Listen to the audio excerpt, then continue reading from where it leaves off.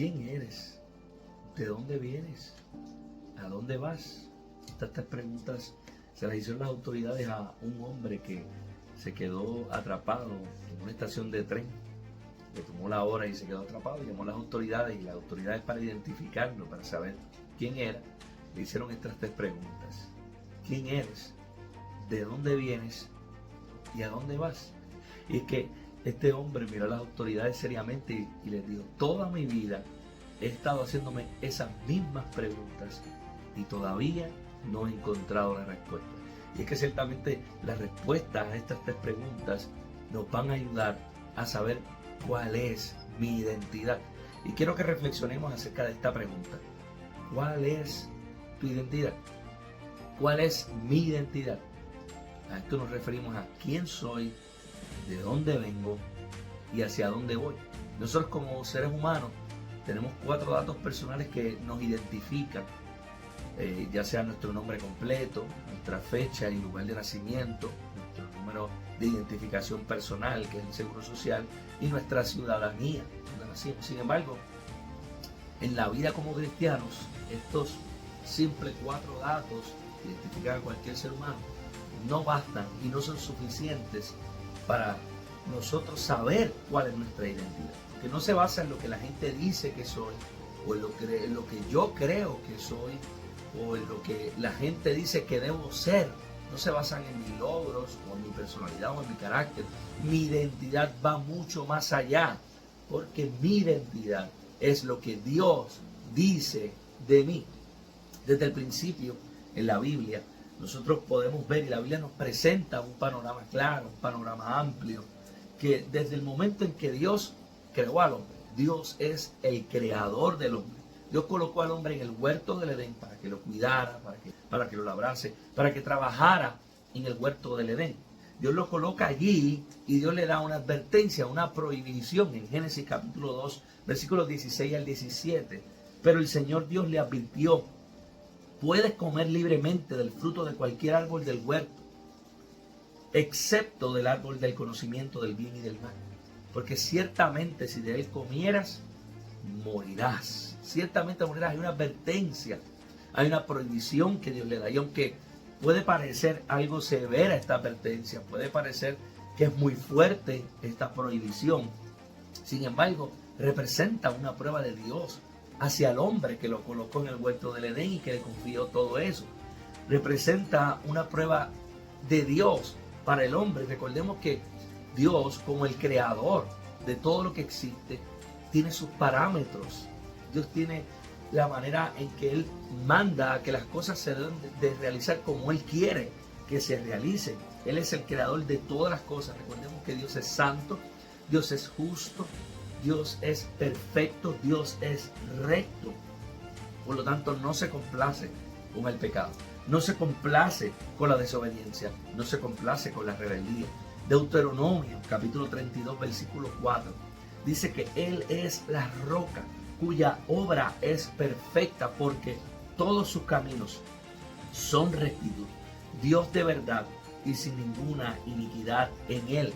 Él es justo y recto. El Salmo 5, versículos 4 y 5 dice: oh Dios, la maldad no te agrada. No puedes tolerar los pecados de los malvados. Por tanto, los orgullosos no pueden estar en tu presencia, porque aborreces a todo el que hace lo malo. Así que Dios ha establecido un parámetro de acuerdo a su santidad, a su justicia, a su rectitud. Dios no tolera la maldad, Dios no tolera el pecado. Y le dijo al hombre: te he puesto aquí, pero si desobedeces mi mandato, te eliminaré de aquí y ciertamente morirás. Nosotros reflexionemos esto. Nosotros, como seres humanos, siendo débiles y sujetos al pecado, tenemos reglas.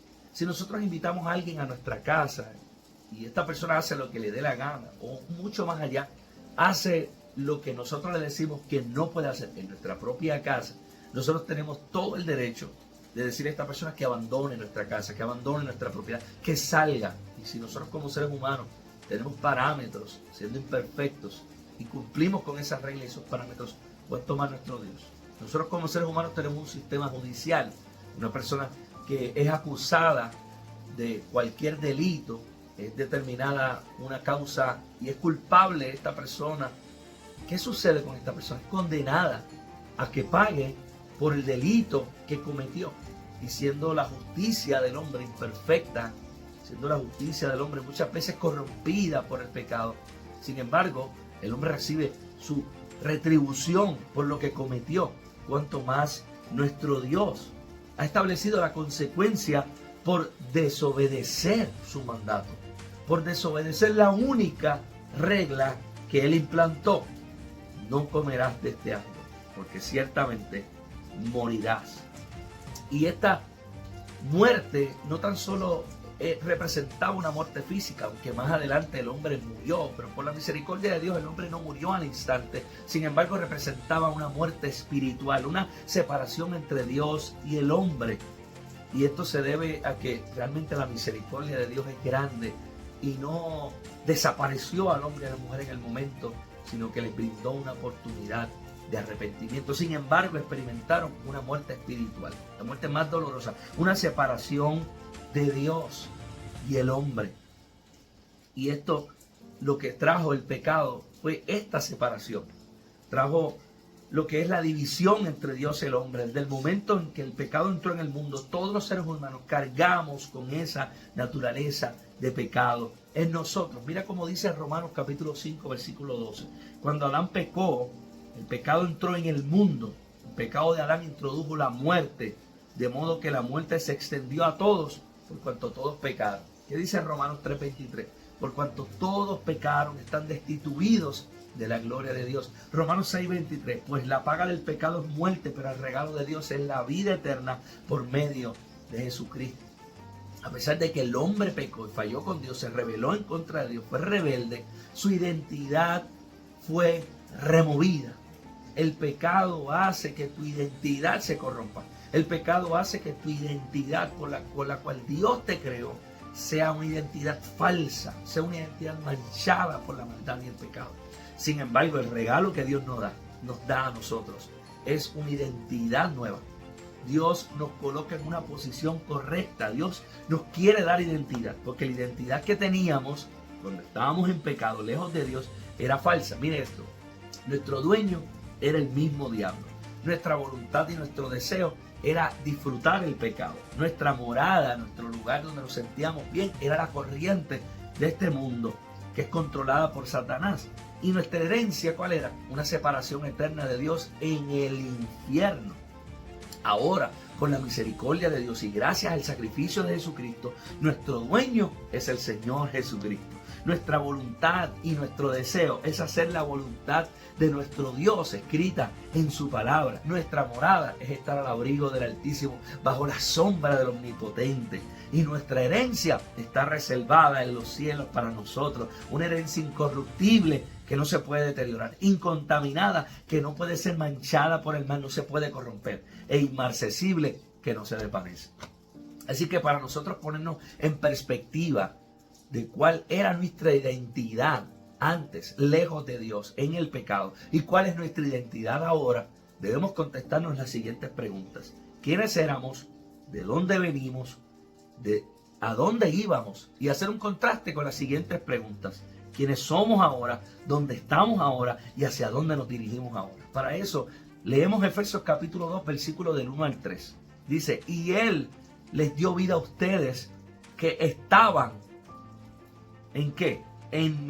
Que estábamos en nuestros delitos y pecados, que estaban. Ahí habla de nuestra naturaleza, nuestra posición y nuestra condición. Así estábamos, en nuestros delitos y pecados, en nuestra desobediencia, en nuestra rebelión, en nuestra naturaleza pecaminosa, en una muerte espiritual.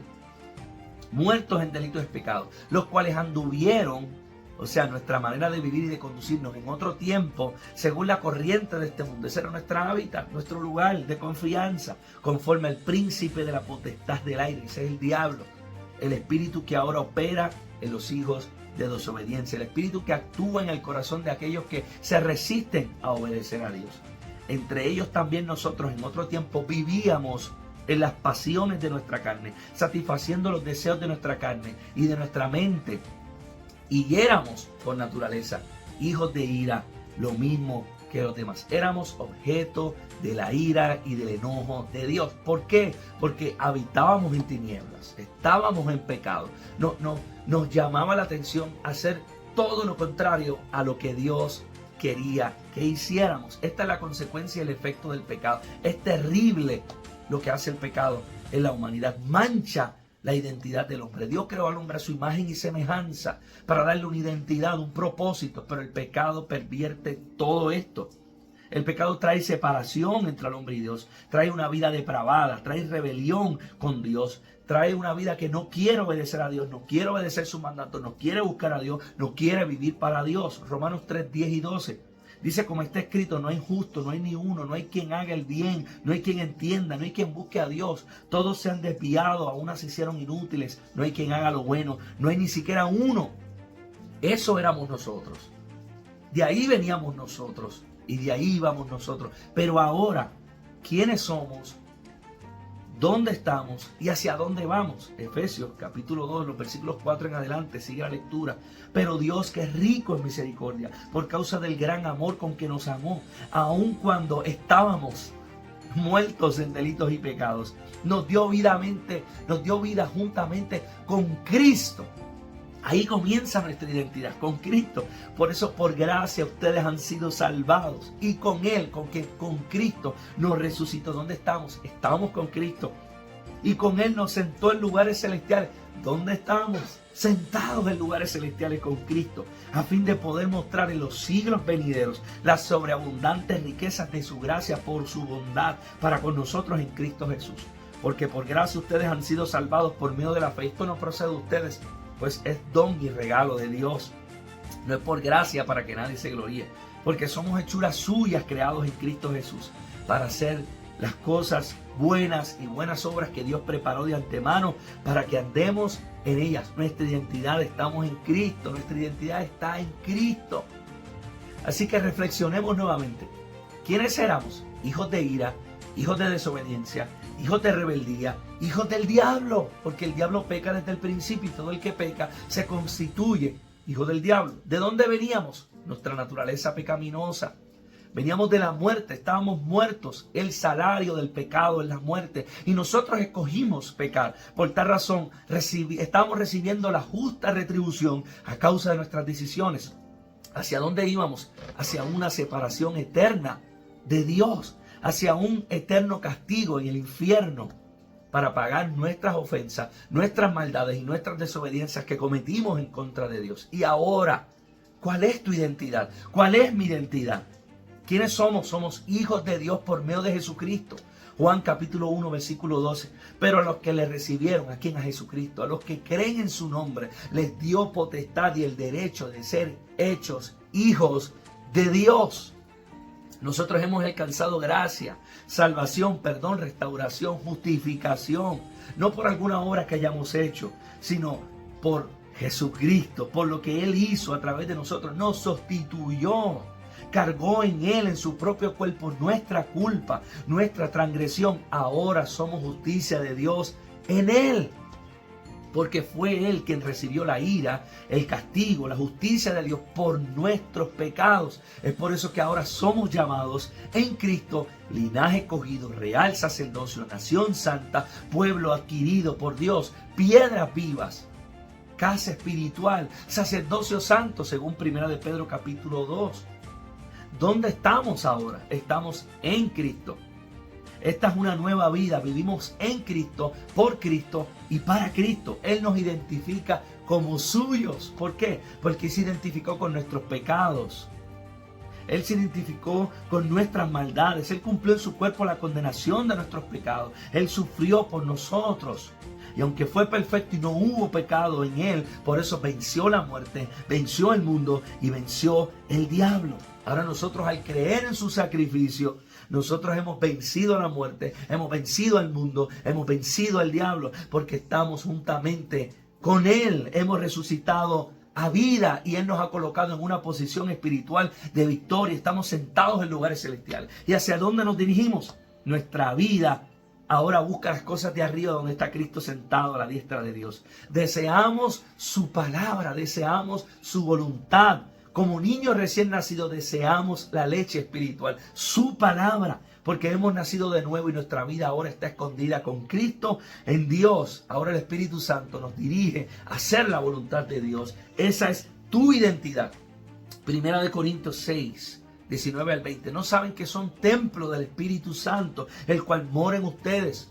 El cual su cuerpo propio no pertenece a ustedes, pertenece a Dios, porque han sido comprados por precio. Por tanto, glorifiquen a Dios en su cuerpo y en su espíritu, los cuales son de Él. Ahora te pregunto, ¿cuál es tu identidad? ¿Quién eres? ¿De dónde vienes? ¿Y a dónde vas? A ti, cristiano que me escuchas, te invito a estudiar la palabra de Dios para que sepas cuál es tu identidad y te fundamentes en la verdad de la palabra de Dios y sepas cuál es tu identidad. Y a ti que me escuchas, que no has creído en el Señor con todo tu corazón, que no has confesado a Jesucristo con tu corazón y con tus labios, te exhorto. ¿Qué estás esperando para tener una identidad verdadera? ¿Qué estás esperando para retomar la identidad por la cual Dios te creó? Para tener propósito y razón de ser en tu vida. Aléjate del pecado, arrepiéntete y cree en el Señor Jesucristo. Cree en el Evangelio y serás salvo tú y tu casa y tendrás una identidad con Cristo. ¿Cuál es tu identidad? Dios les bendiga.